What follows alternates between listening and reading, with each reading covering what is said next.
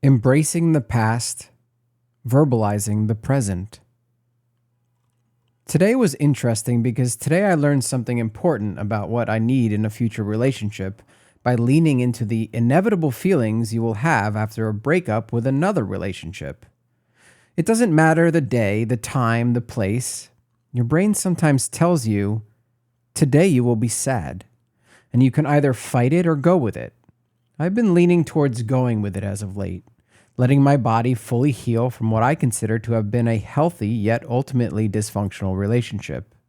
We loved one another, but love was not enough, as there were too many little things that added up to make the bigger whole not feel like an oasis away from the world, but a lot of work all the time versus the normal maintenance and hurdles, and we had only been in the first year. That being said, when I first leaned into the memory and allowed myself to have those memories since we were separated, I was able to learn something very important to what I need for future relationships. By the way, I think of the healing process the same as I would an addiction. When it ends or you quit, you are going to have that one weird period of time where your life makes a full rotation around the sun, but this time without the vice, or in this case, relationship.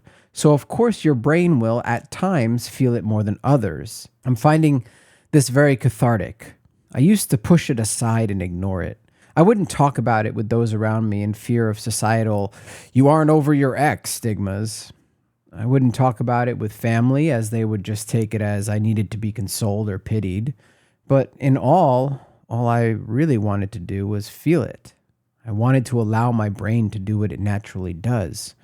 Only through society and the weird way we repress and stigmatize the idea that there is no way you can be okay and also heal through reflection has this process become so muddied. Why should we not talk to those we meet along the way about our past, including past relationships, as long as we are sensitive to how we present it, such as what I learned recently?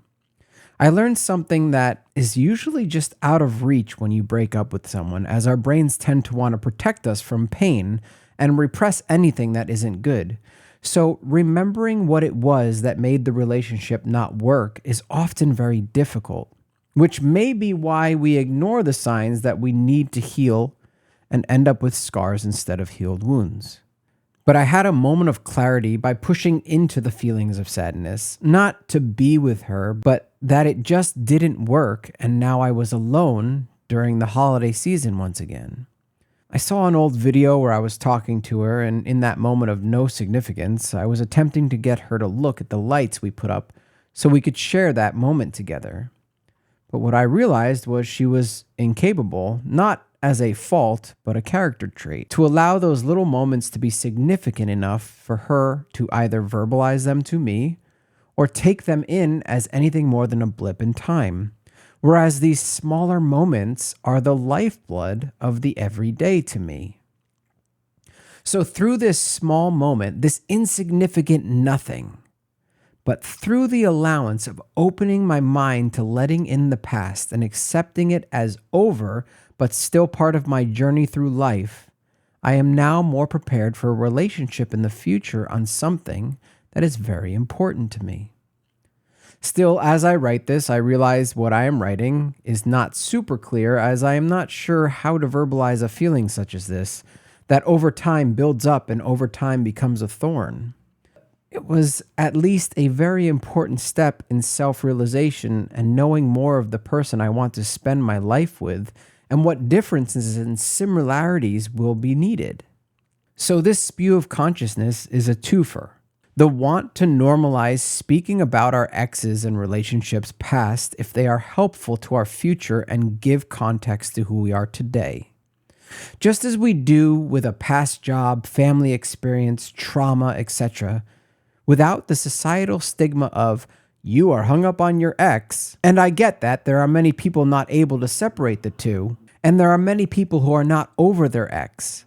But I would hope that I'm able to verbalize this bit of spew, what it is I'm trying to share, and pad the my ex enough so it is taken more as my experience and part of who I am and what I need and what I have learned about myself from my experience versus, oh, he's stuck on his ex. Obviously, if you're later in a relationship, I would hope the context of everything you've been through with that person would make the above explanations unnecessary. But being empathetic to the needs of others and making sure to give that extra bit of affirmation is important. The second part being, this was truly an awesome moment where I was actually able to look back for the first time in a while and see what it was that truly made a rift in a relationship and not have to blame anyone, myself nor them. But then take that tidbit of information and go, okay, in the future, it is very important for Tristan to find a human being who will verbalize or action to my little observations with me. Someone who will turn to the lights I say whoa to and just acknowledge that moment, even if insignificant in the grand scheme of 5-year plans and long-term future plans. In that moment, we are creating a bond. We are creating a dialogue, even if silence is a part of it. It doesn't always have to be out loud, but to be able to expand on or continue these small moments to turn them into a fun moment or an introspective moment or just a moment is important to me. Whoa, those lights are blinking like crazy. Oh yeah, they are. That reminds me of fireflies. I used to catch fireflies as a kid. Oh my God, me too. Then they all died. I felt bad about it, but it was also fun. Ew. You know what I mean? Like, that's my hypothetical conversation that could have happened. And that insignificant moment that was created just being able to verbalize the present, not just being present, helps me to feel like I am on the island with someone else, not just inhabiting it, only waiting for the raft to be finished to get to the next destination, but actually working on it together.